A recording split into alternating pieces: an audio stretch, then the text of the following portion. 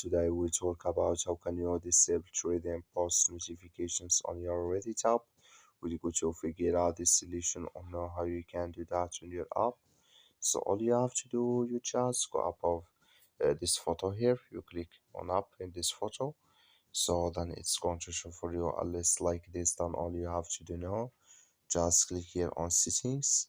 So when you click on settings, it's going to take you to this list here. Then all you have to do now, just click on account settings. When you click on it, it's going to take you to this list here. Then you click here on manage notifications. So then it's going to take you to this list. Then all you have to do, just go down here and you come here to trending here boss, and you click in this sign here or this color. The like you see color is gone. That's main trending posts notifications disable with us now. That's all you have to do. Thank you for watching. Don't forget to support us by liking, subscribe.